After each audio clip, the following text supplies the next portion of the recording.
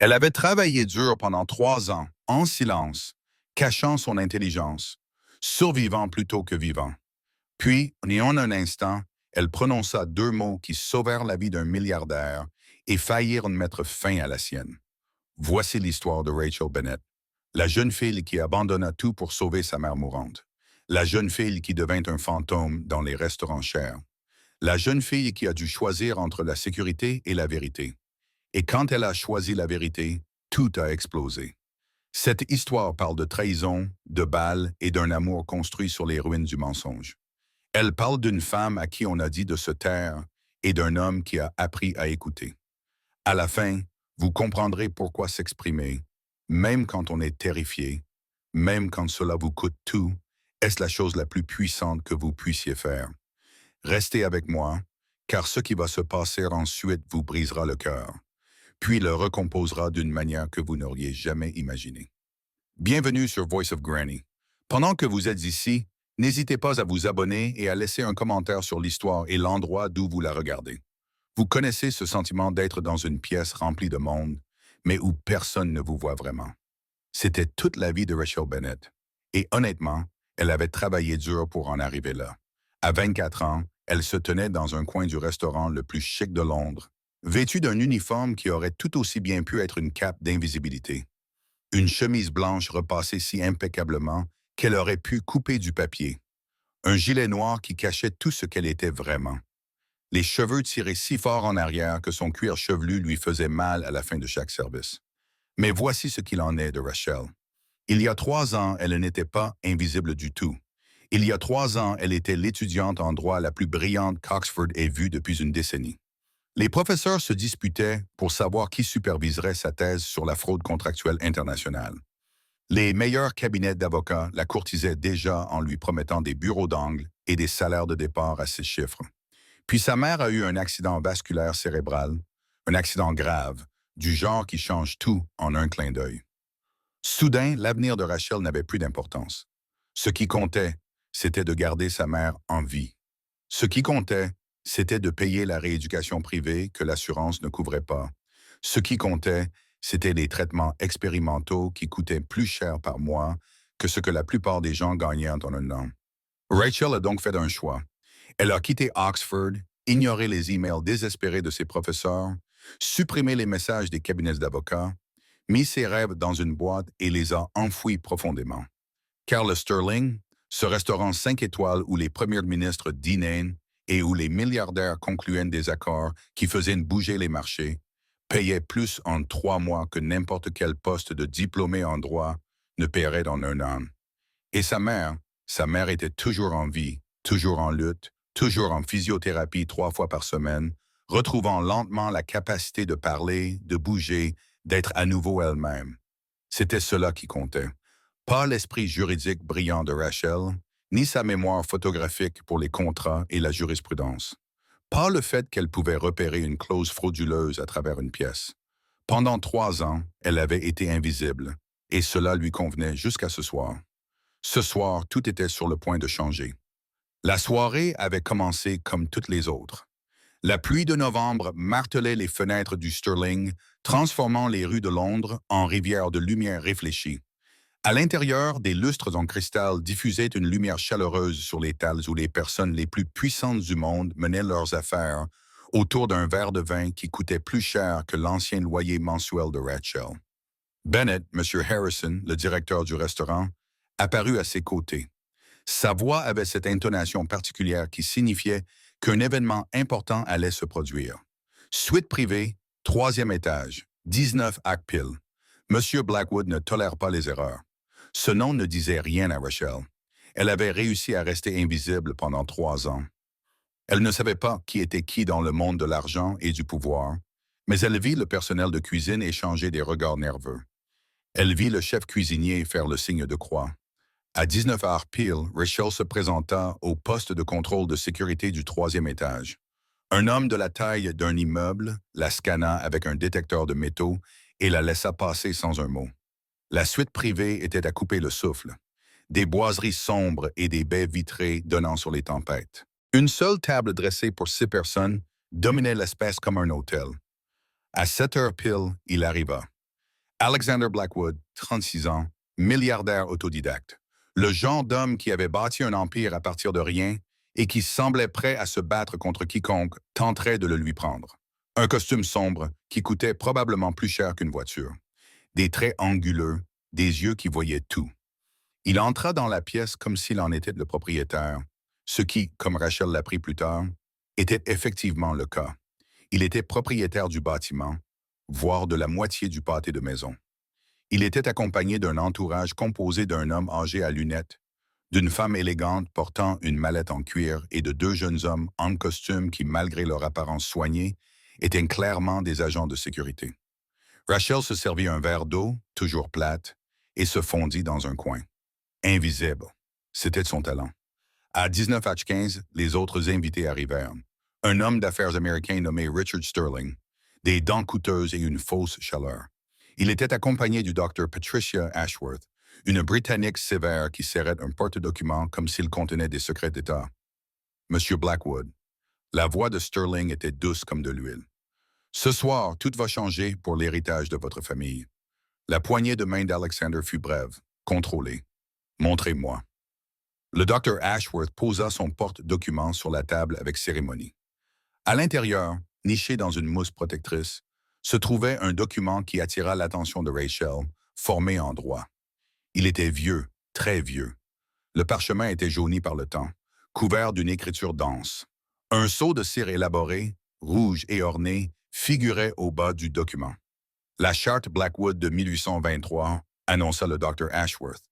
Signée par le roi George IV lui-même, elle accordait à votre ancêtre, Thomas Blackwood, les droits héréditaires sur les exploitations minières de charbon dans tout le Yorkshire. Authentifiée par le British Museum, la Royal Historical Society et l'Université de Cambridge, Rachel était censée disposer les assiettes à pain. Au lieu de cela, tous ses instincts affinés par 3 années d'études de droit lui criaient de réagir. Sterling poursuivit calmement. Avec ce document, vous avez le droit légal de réclamer des droits miniers d'une valeur estimée à 400 millions de livres. Il vous suffit de signer le contrat et de transférer le prix d'achat. Les mains de Rachel tremblaient légèrement lorsqu'elle posa la carafe d'eau. Elle connaissait ce type de document.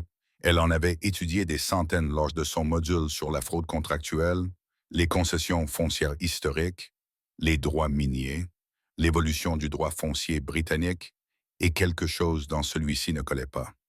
Le langage, la formulation, la terminologie juridique.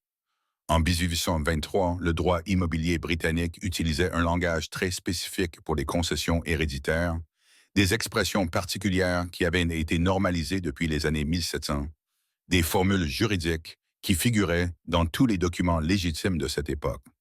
Cette charte utilisait une formulation juridique moderne, une terminologie qui n'existait pas avant le milieu des années 1900, des mots qu'un faussaire aurait pu utiliser s'il avait étudié le droit moderne, mais pas les documents historiques. C'était brillant, presque parfait. Le parchemin était authentique. Le sceau semblait authentique. Même l'écriture était conforme à l'époque. Mais le langage juridique était incorrect, anachronique, impossible. Rachel regarda Alexander prendre un stylo. Un stylo en or massif, du genre de ceux qui servent à signer des contrats valant des millions. Elle avait 3 secondes pour décider qui elle allait être. La serveuse invisible qui gardait la tête baissée et la bouche fermée, ou l'avocate qui ne pouvait pas assister à une fraude sans réagir. La voix de sa mère, affaiblie par son AVC, mais toujours aussi forte. La vérité est importante, ma chérie. Quand on cesse de la dire, on cesse d'être humain. Le stylo toucha le papier. S'attendait. Sa voix n'était qu'un murmure. Mais dans cette pièce silencieuse, ce fut comme un coup de tonnerre. Avez-vous déjà vécu un de ces moments où le temps s'arrête, où vous pouvez sentir toute votre vie basculer sur un seul mot? C'est ce qui s'est passé lorsque Rachel a pris la parole. Tout le monde s'est retourné, vraiment tout le monde. Le sourire de Sterling s'est figé en plein milieu. Le docteur Ashworth avait l'air perplexe. Les mains des agents de sécurité se sont déplacées vers leur veste dans un mouvement synchronisé. C'était vraiment effrayant.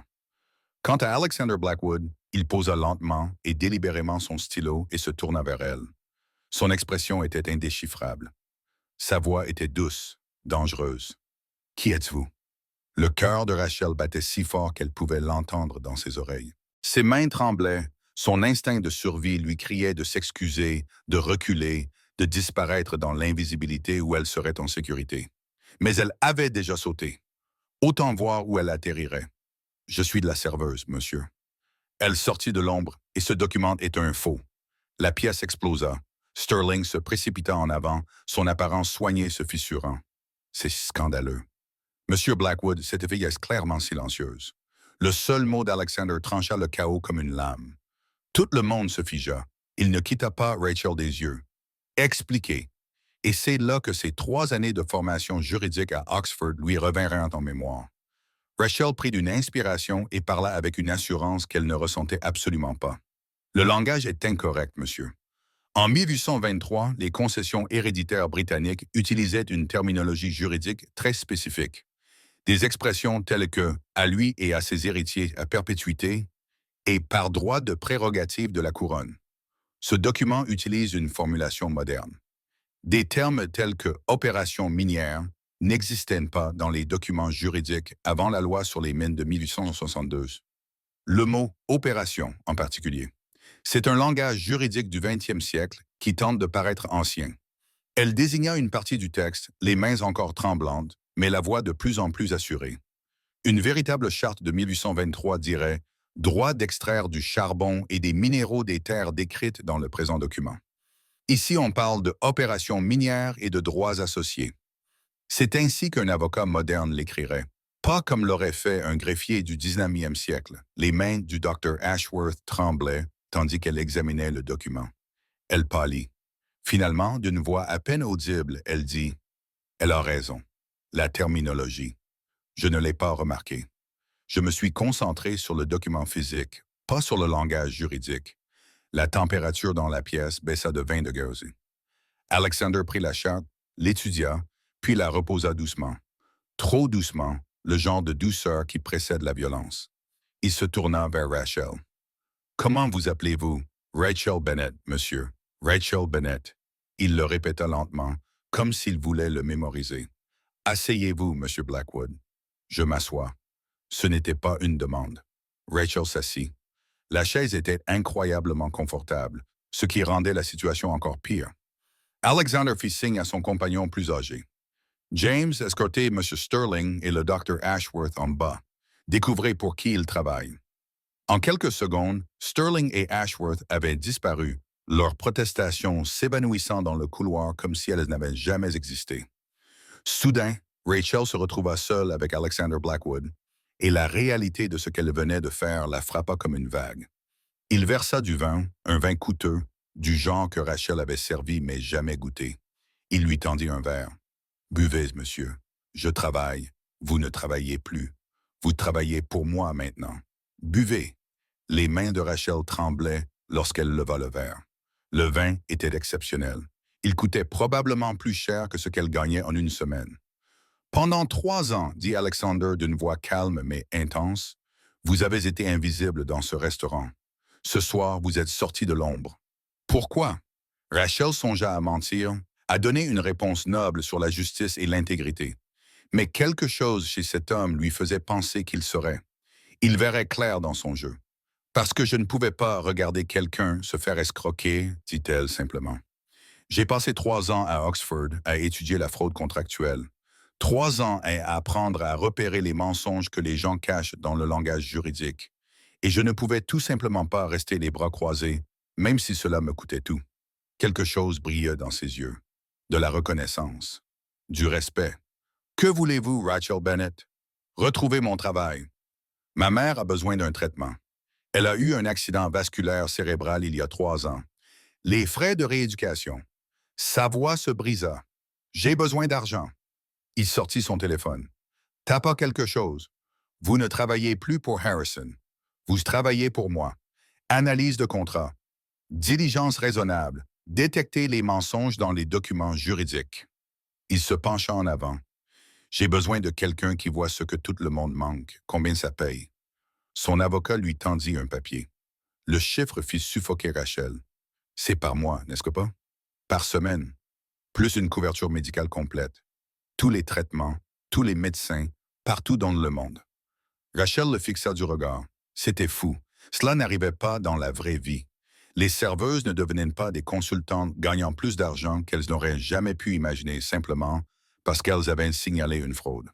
Où est-ce le piège? La loyauté, la vérité. Même quand cela dérange, même quand cela coûte cher.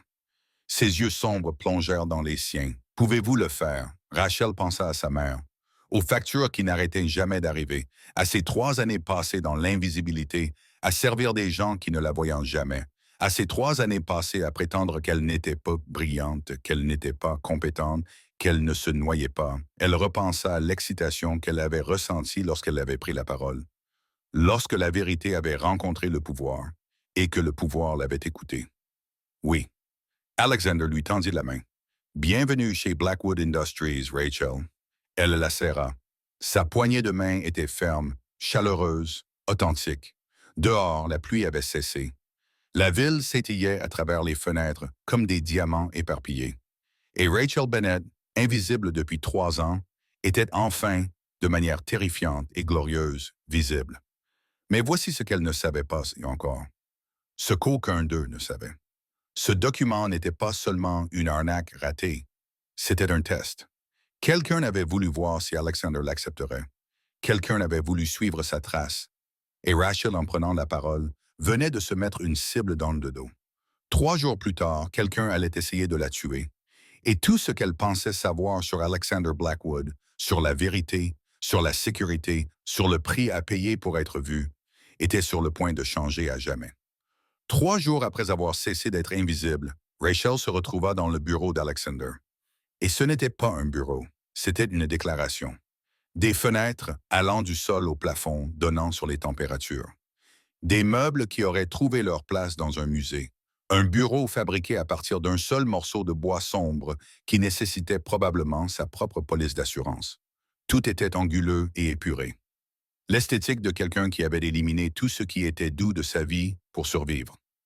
Donc, dit Rachel en examinant les documents sur son ordinateur portable, vous avez acquis 47 documents historiques au cours des 2 dernières années, et j'ai trouvé des problèmes dans 14 d'entre eux. Alexander leva les yeux de ses propres papiers. Les cernes sous ses yeux suggéraient qu'il avait aussi mal dormi qu'elle. Des problèmes, des falsifications, des altérations, des preuves améliorées. Quelqu'un vous a vendu des mensonges très coûteux. Elle tourna son écran vers lui. Et ils ont tous été authentifiés par la même personne, votre conseillère juridique, Victoria. Le silence qui suivit fut absolu. Victoria travaille avec moi depuis 8 ans, dit Alexander doucement. Alors quelqu'un vous ment depuis 8 ans. Rachel afficha les virements bancaires, les messages cryptés, une trace numérique que quelqu'un n'avait pas pris la peine de dissimuler. Les falsifications, les paiements, tout ramenait à la même source. Elle lui montra un nom. Le visage d'Alexander se figea. Il devint littéralement froid, comme si de la glace se formait à la surface d'une eau profonde. Daniel, qui est Daniel? Mon associé, mon meilleur ami depuis l'université. Il serra les mâchoires, l'homme à qui j'avais tout confié. Le cœur de Rachel s'est serré. Elle avait déjà vu ce regard sur le visage de sa mère lorsque les médecins lui avaient annoncé l'AVC. Le moment où quelqu'un réalise que toute sa réalité a été construite sur des mensonges. « Je suis désolé », a-t-elle dit doucement. « Ne le soyez pas. Vous faites votre travail. » Il s'est levé et s'est dirigé vers la fenêtre. Londres s'étendait sous leurs pieds, indifférente à la trahison humaine. Où est-il? D'après Victoria, qui l'a trahi assez rapidement lorsque nous avons commencé à poser des questions, il se trouve dans la propriété de ta famille dans les Cotswolds, celle que ton père t'a laissée. Alexander se retourna et Rachel vit quelque chose dans son expression qui la rendit nerveuse. Pas de la colère, quelque chose de plus froid, de plus calculé. Prends ton manteau.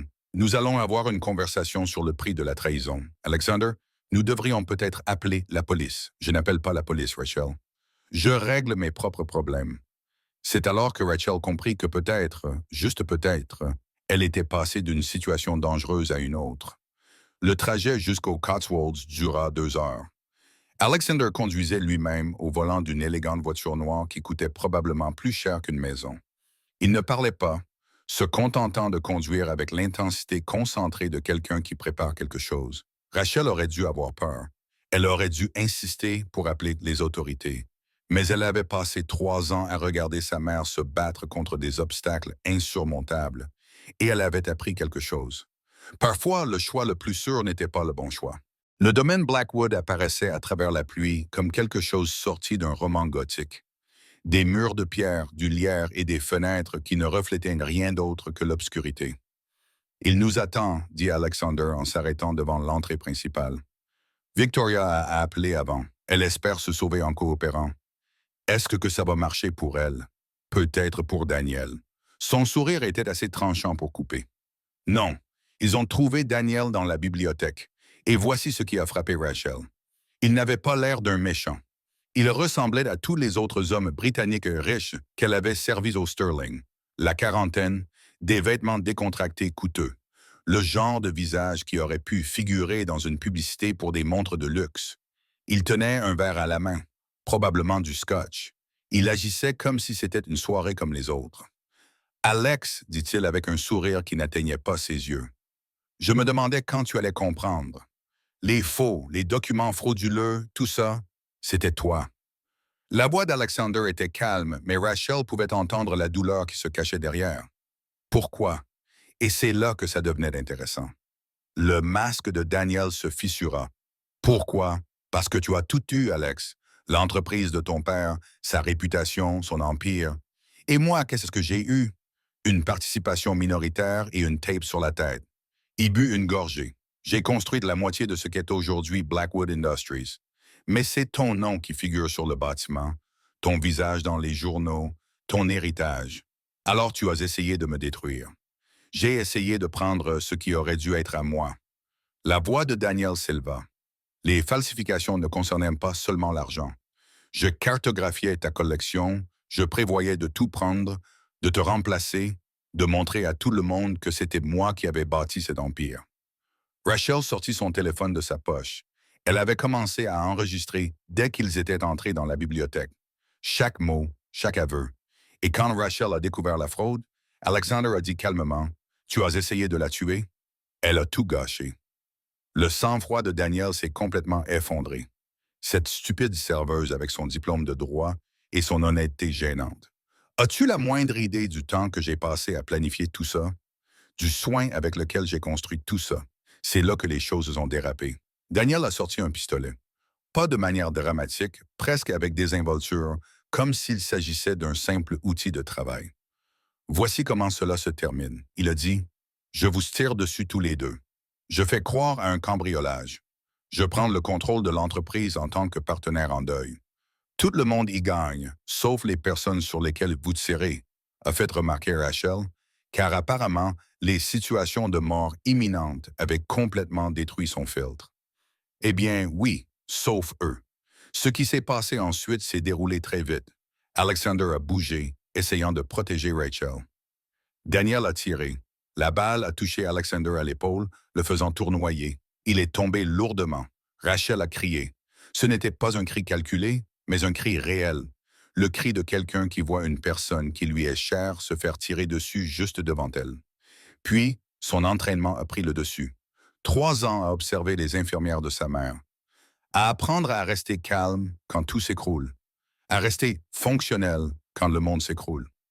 Elle s'est jetée sur Daniel. Ses 58 kilos de fureur se sont abattus sur un homme 2 fois plus grand qu'elle. Ils sont tombés lourdement, dépouillant. Le pistolet a roulé au loin.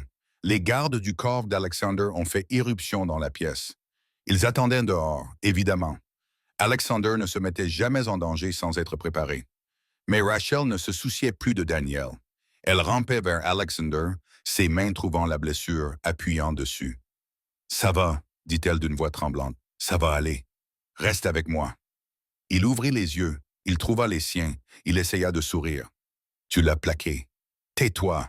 Économise ton énergie. »« Je t'aime, dit-il doucement. Simple, définitif, vrai.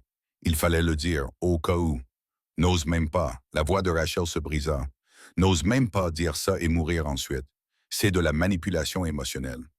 Malgré la douleur, malgré tout, il rit. Et Rachel comprit que certaines vérités valaient n'importe quel prix. La salle d'attente de l'hôpital sentait le désinfectant et le désespoir. Rachel était là depuis 6 heures, toujours vêtu des habits tachés du sang d'Alexander. Ses mains étaient propres, mais elles se sentaient toujours sales. La balle avait manqué l'artère de quelques centimètres. C'est ce qu'avait dit le chirurgien. Quelques centimètres entre la vie et la mort, entre un avenir et le néant. Daniel était en garde à vue. Victoria était devenue témoin. La fraude. Elle s'était avérée plus importante que tout le monde ne l'avait imaginé. 23 documents falsifiés. De multiples acheteurs à travers l'Europe. Un réseau qui fonctionnait depuis 5 ans. Et Rachel. Rachel était le témoin clé qui avait tout révélé. Son enregistrement à la bibliothèque, son analyse des documents, son témoignage sur la tentative de meurtre, les journaux la qualifiaient de héroïne. Une étudiante en droit devenue serveuse dévoile un réseau de fraude de plusieurs millions de livres sterling. Une femme sauve un milliardaire de la trahison de son meilleur ami. Elle avait ignoré tous ces titres, car les héros ne s'assoient pas dans les salles d'attente des hôpitaux, terrifiés, revivant le moment où un être cher a été blessé en les protégeant. Mademoiselle Bennett. Elle leva les yeux. Le chirurgien était toujours en blouse. Il laisse réveiller et vous demande. Rachel faillit s'effondrer de soulagement. La chambre privée d'Alexander se trouvait au dernier étage. Bien sûr, elle donnait sur Londres et était équipée d'appareils qui coûtaient probablement plus cher que ce que la plupart des gens gagnaient en une vie. Il avait l'air terrible, pâle, bandé, relié à des machines qui émettaient des bips rassurants, mais vivant, définitivement vivant. « Tu as l'air épouvantable », dit Rachel en s'asseyant sur la chaise à côté de son lit. « Tu es toujours aussi mauvais avec les malades. » Sa voix était rauque mais chaleureuse. « Ils l'ont attrapé? » Daniel a été arrêté. Victoria coopère. Tout le réseau de fraudeurs est en train d'être démantelé.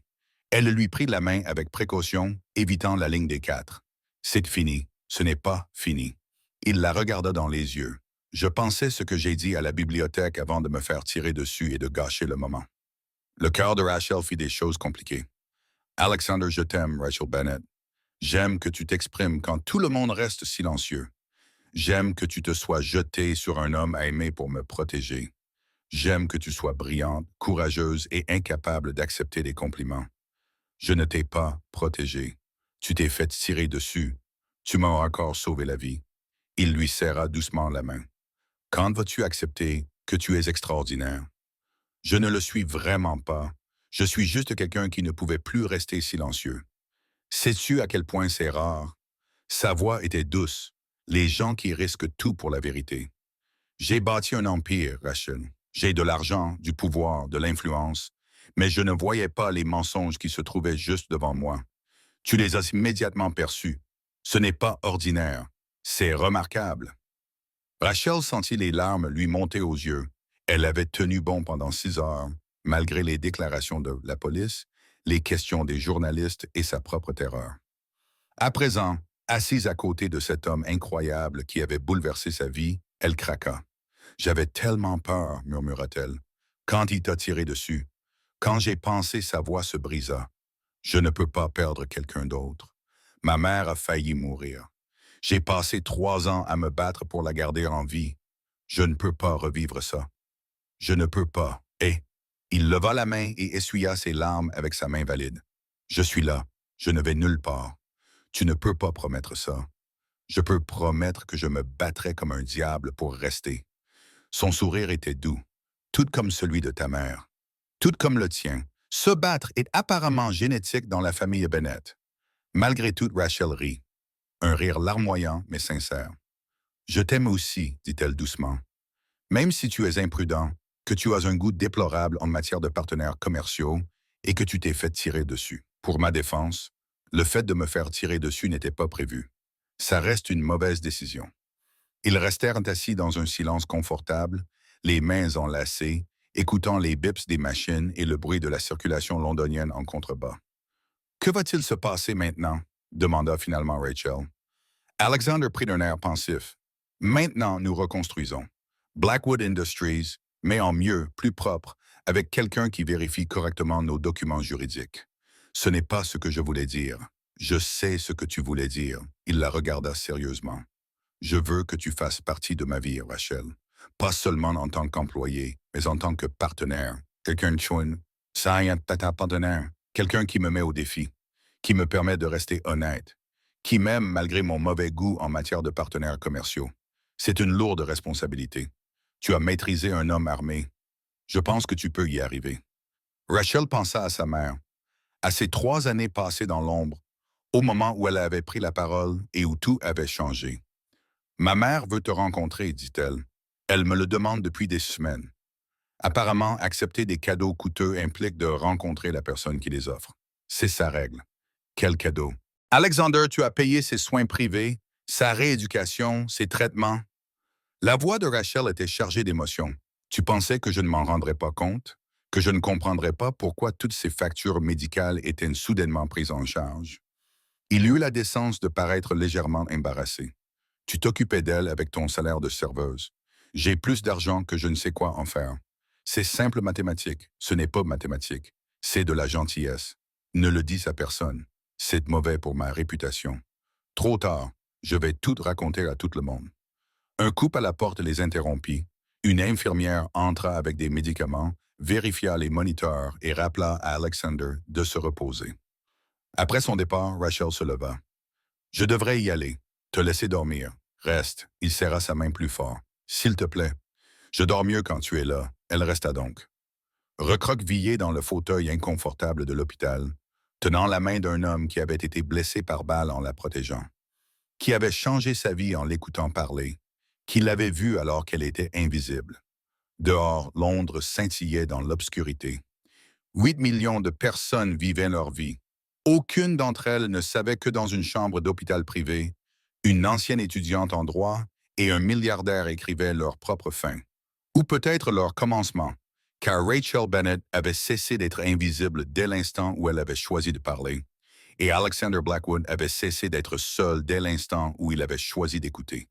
Tout le reste n'était que détail. 6 mois plus tard, l'histoire était devenue une légende. Tous les grands médias l'avaient couverte. Le Times l'avait qualifié de fraude qui avait secoué l'élite londonienne. Le Guardian avait publié un article intitulé « De serveuse à lanceuse d'alerte, le parcours remarquable de Rachel Bennett ». Mais Rachel se moquait des gros titres. Ce qui l'intéressait, c'était ce qui s'était passé après. Alexander s'était remis lentement, obstinément, grâce à une kinésithérapie qui le rendait grincheux et à des analgésiques qu'il refusait de prendre parce qu'ils le rendaient confus. Rachel était là pour tout, le poussant à se reposer, discutant avec lui de la bonne façon de guérir, le faisant rire quand la douleur devenait trop forte. Ils ne se sont pas précipités. Pas de déclaration dramatique, pas de romance digne d'un film, juste deux personnes qui apprenaient à se faire confiance, à construire quelque chose de réel sur les cendres de la trahison et des balles. Rachel a terminé ses études de droit, avec des cours en ligne et des sessions d'études nocturnes, Alexander la questionnant sur le droit des contrats pendant sa convalescence après son opération. Elle a obtenu son diplôme avec mention, sa mère dans le public pleurant de joie, sa voix encore légèrement pâteuse à cause de son AVC, mais s'améliorant de jour en jour. Alexander a complètement restructuré Blackwood Industries.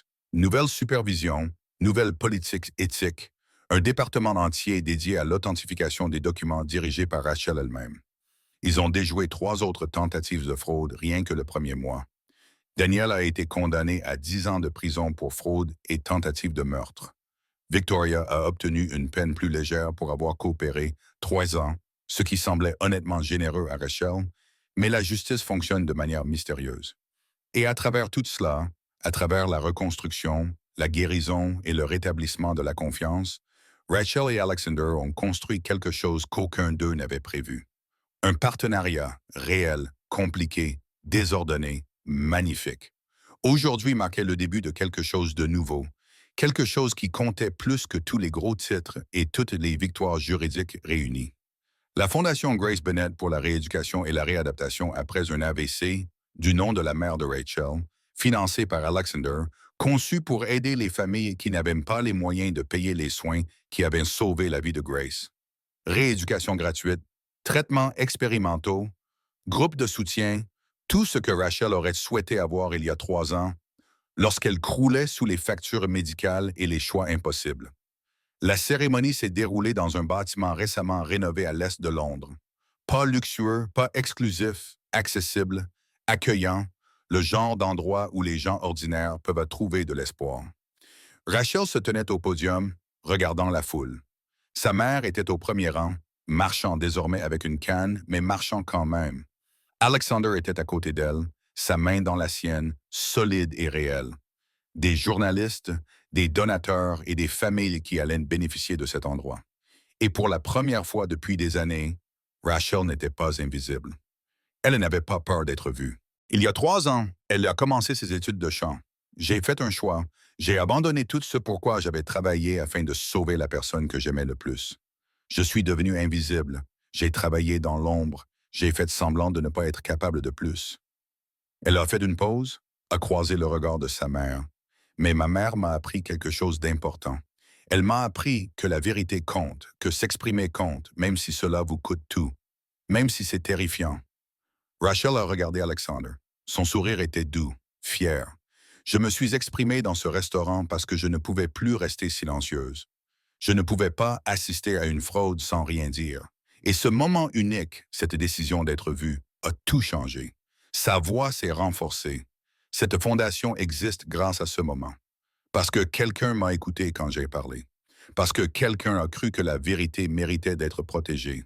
Parce que quelqu'un a compris que le vrai pouvoir ne consiste pas à rester silencieux. Il consiste à faire du bruit pour ceux qui ne le peuvent pas. Elle a fait un geste vers le bâtiment derrière elle. Chaque famille qui franchit ses portes recevra des soins, quelle que soit sa capacité à payer. Chaque survivant d'un AVC bénéficiera d'une rééducation, d'un soutien, d'espoir, car personne ne devrait avoir à choisir entre ses rêves et sauver un être cher. Personne ne devrait avoir à devenir invisible pour survivre. Les applaudissements étaient tonitruants, sincères. Rachel a vu des gens pleurer, elle a vu sa mère pleurer ouvertement de joie, elle a vu Alexander la regarder comme si elle avait décroché la lune. Après la cérémonie, après les photos, les poignées de main et les promesses, Rachel et Alexander se sont échappés sur le toit.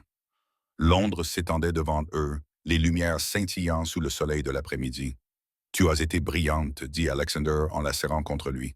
« J'étais terrifié, tu es toujours terrifié, mais tu le fais quand même. » Il embrassa son front. « C'est ce qui te rend extraordinaire. »« On est vraiment en train de le faire, n'est-ce pas ?» demanda Rachel. La fondation, la nouvelle éthique de l'entreprise essayait de tirer quelque chose de bon d'une situation terrible.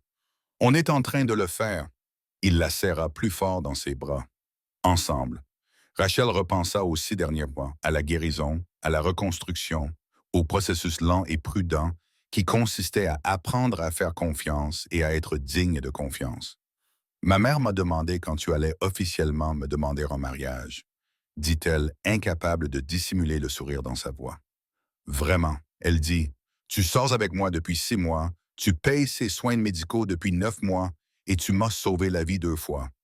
D'après ses calculs, soit tu es sérieux, soit tu es un harceleur très déterminé. » Alexander rit.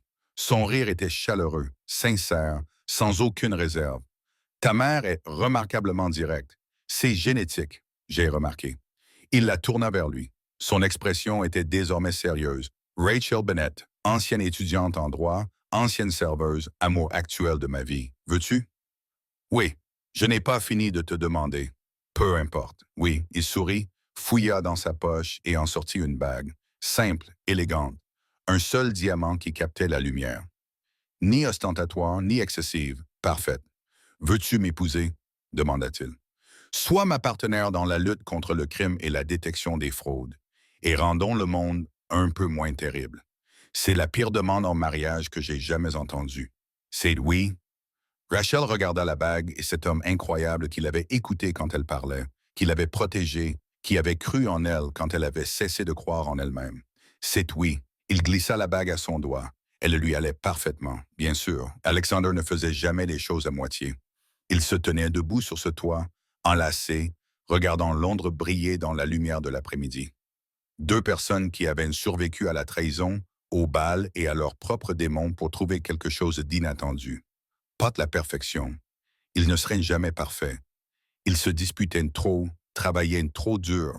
Tous 2 portaient des cicatrices qui ne guériraient jamais complètement. Mais ils avaient la vérité, l'honnêteté, le genre d'amour qui se construit en se voyant clairement, avec ses défauts et tout, et en se choisissant quand même. « Merci, » dit Rachel doucement. Pourquoi? Pour m'avoir écouté. Quand j'ai pris la parole ce soir-là, tu aurais pu m'ignorer, me rejeter, mais tu m'as écouté. Comment aurais-je pu ne pas le faire? Sa voix était douce. Tu disais la vérité. C'est la chose la plus rare au monde. Et Rachel réalisa qu'il avait raison. Dans un monde rempli de beaux mensonges et de fictions commodes, la vérité était rare, précieuse, digne d'être protégée, digne d'être défendue, digne de construire une vie autour d'elle.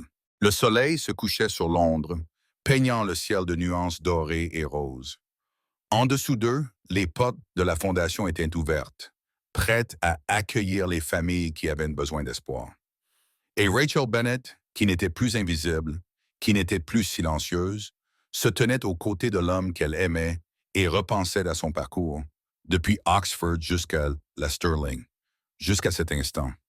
Chaque choix l'avait menée ici, chaque sacrifice, chaque moment de courage alors qu'elle aurait préféré rester en sécurité et silencieuse. Prête à rentrer à la maison? Demanda Alexander. Rachel regarda la bague à son doigt, la fondation qui portait le nom de sa mère, l'avenir qui s'étendait devant eux comme une histoire encore à écrire. Prête? Dit-elle, et ils se dirigèrent vers les escaliers, vers leur maison, vers tout ce qui les attendait ensemble. Si cette histoire vous a touché, si le parcours de Rachel a fait écho à quelque chose dans votre propre vie, j'aimerais beaucoup que vous m'en fassiez part dans les commentaires ci-dessous. Nous avons tous des moments où nous devons choisir entre rester invisibles et nous exprimer, entre la sécurité et la vérité, entre survivre et vivre pleinement. Rachel a choisi la vérité et cela a tout changé. Que choisiriez-vous? N'oubliez pas de vous abonner pour découvrir d'autres histoires sur le courage, l'amour et le pouvoir de s'exprimer quand cela compte le plus. Cliquez sur la cloche de notification pour ne manquer aucune nouvelle histoire. N'oubliez pas, vous n'êtes jamais aussi invisible que vous le pensez. Quelqu'un vous observe toujours. Quelqu'un vous écoute toujours.